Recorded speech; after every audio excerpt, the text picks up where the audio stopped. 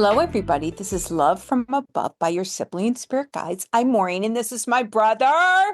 Hey Maureen, hey everybody, this is Brian. Hey, Brian, we're so happy to be here. If you can believe it, on this podcast, we share daily channelings we receive from star beings, ascended masters, mythical beings who really exist, and occasionally our ancestors. And today's topic is ancient voices and eternal lessons. We're going to talk about an ancient hero, past life myths that include Brian and I. Oh my goodness, Brian, where should we begin?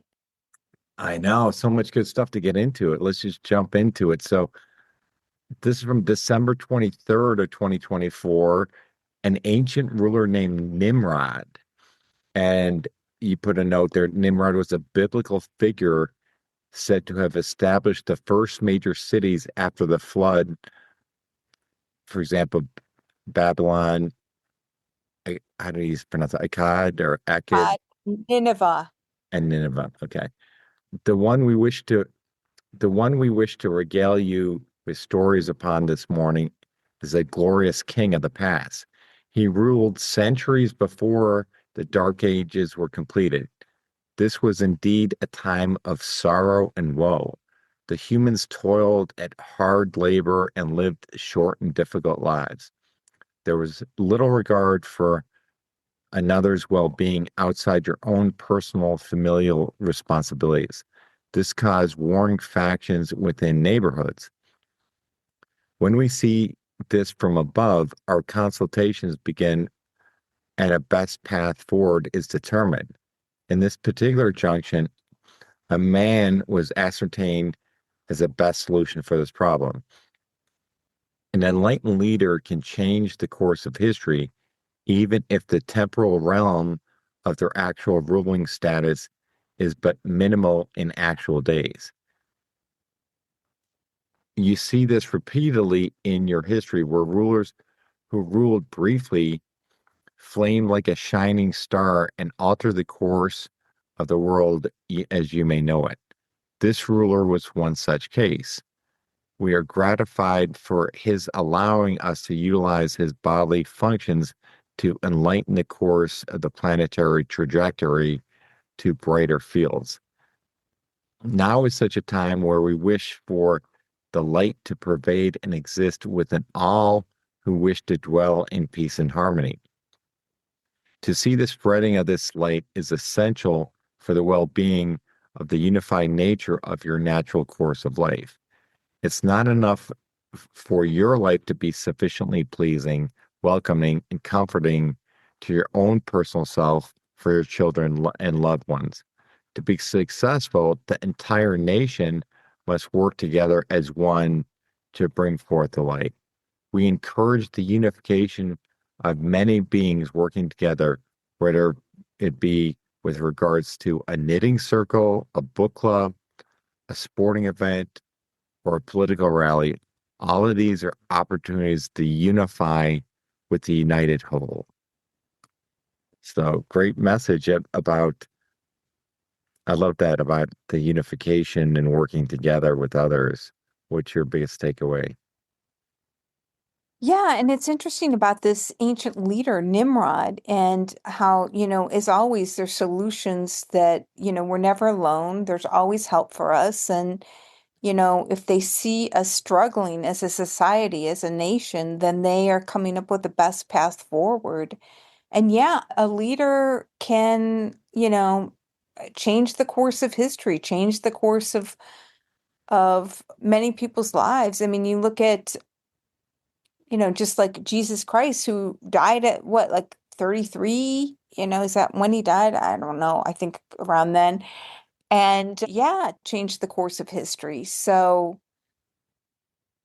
and yeah, you can see how the being in a group, whether it is a book club or, the sporting event, it does unify people and brings people together. Absolutely. Absolutely.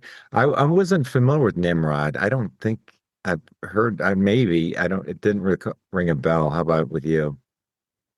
The name, sounds distantly familiar, but yeah, I had to ask ChatGPT who Nimrod was. And, it's definitely an ancient figure, but yeah, I was not familiar with them.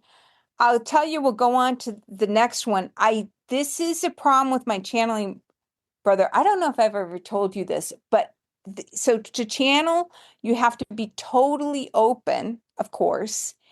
And then a lot of times when I get names in, like the name will start to come in, and I'm like, oh, I got to get this name right. You know what I mean? And so then I kind of freeze up. So then it makes it hard to get the actual name. But so I always look it up. But yeah, there is actually somebody named Nimrod, but I'm sure you can relate to that, right, Brian? Yeah, absolutely. Yeah. So I'll go on with the next one, which is from July 17th, 2025, which is Pope Clement VI. Brian, I'm sure you're familiar with this pope, but I will remind you, this was one of the French popes, and he was well regarded from his bravery during the Bubonic Plague. He stayed in Avion when many people fled, and he declared Jews innocent of causing the plague and tried to stop programs against them. But the downsides of him is he appointed many of his relatives as cardinal, and he was known as the most extravagant of the French popes. So there's a little history on it. And so they come forward and they say, "We are here, we are present. We come to regale you with the unknown stories of your illustrious peoples.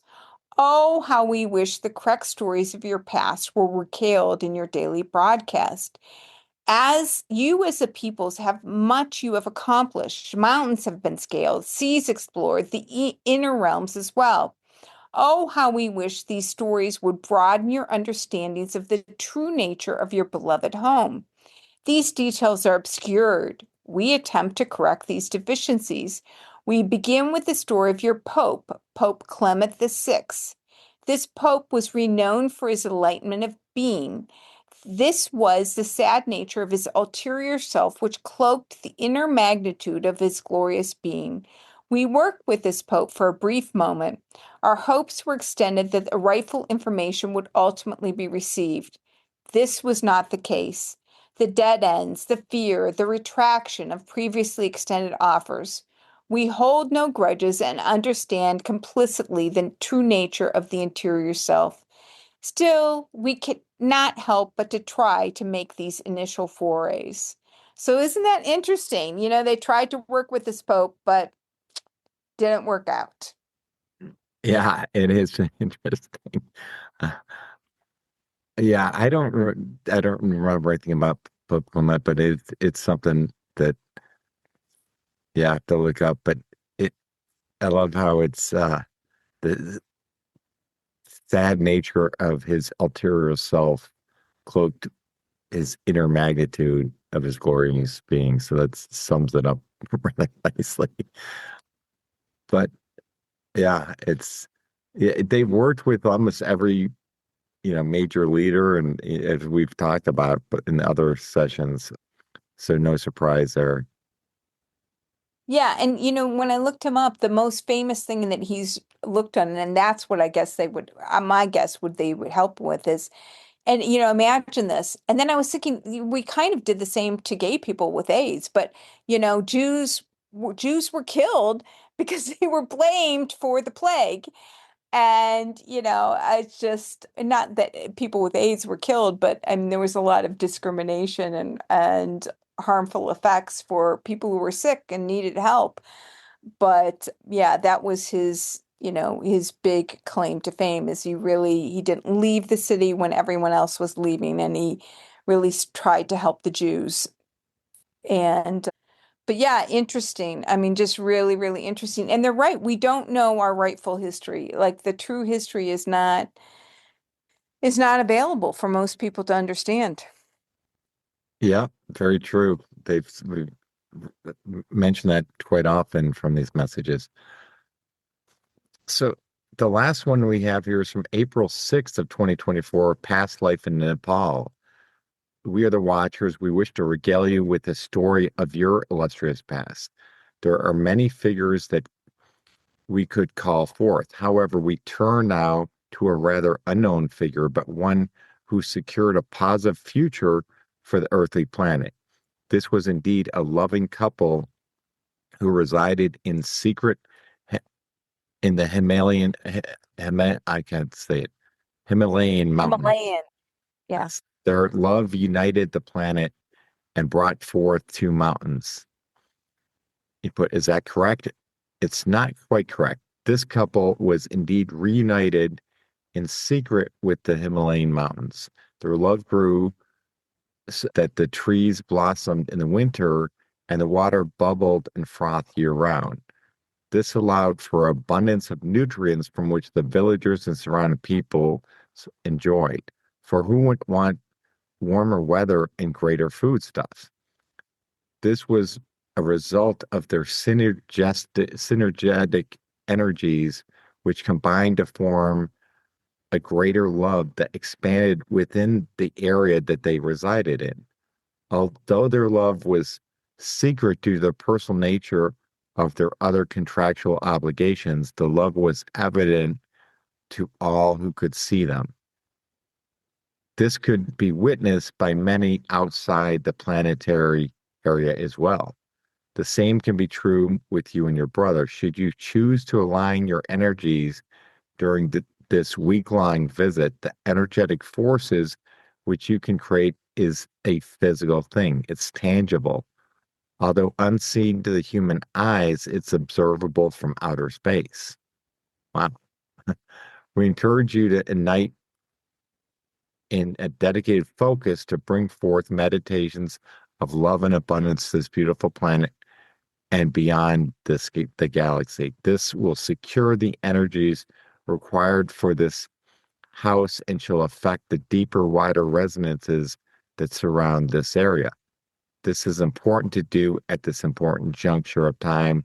We know you shall follow our instructions, and we're grateful for your participation. So let me stop there. So this is when you're visiting last year, but what do you think about that? It that energy, if it could be observable from outer space, from us Oh, aligning our energies during your visit. I totally believe that. I mean, again, and you can feel it. When you create a beautiful energy with someone, like you can feel it. It is definitely tangible. So that you can see it from outer space is a little bit surprising, but I totally believe it. And yeah, it's a beautiful, beautiful message. I love it. And FYI, I looked it up, and Brian, I think that this was you and we are set in a mythology in Nepal. And, after I finish this swing in Asia, my next place I'm going is Nepal. It said that in ancient times there's this myth in Nepal where there's these two mountains, and the guardian deities for these mountains loved each other, but they were separated by this huge valley. And the Bodhisattva decided to help the people of the valley and cleared the valley to make it inhabitable. And then, because the valley was cleared, the two hills walked very slowly, slowly, slowly until they were side by side. And now the locals say these two hills are forever united as spiritual partners, and their union creates a protective gateway into Kathmandu. What do you think about that? Amazing. Yeah. Yeah. But it's crazy. I mean, you think about, oh yeah, moving mountains, but no, we've other things like that where mountains do actually move, and. So I believe anything that comes forth from those above. So very interesting. Yeah, and I'll be excited to check this out when I'm in Kathmandu in October and November. So, yeah, I'm grateful for them for bringing past a past life. Who doesn't want to know a past life? And, we often come together in different relationships. Our grandmother passed, and she was so in love with her husband. And And she came to me, what was that, like maybe 5 years ago? And she came to me and she told me she was being reincarnated and that her husband who had passed was already born and was going to be her brother in this lifetime. So, we do come together again and again and again in these loving relationships. So it's a beautiful thing. Very true. Yeah. Okay, well, thank you everybody for listening, and we'll talk to you all next week. Bye, everyone.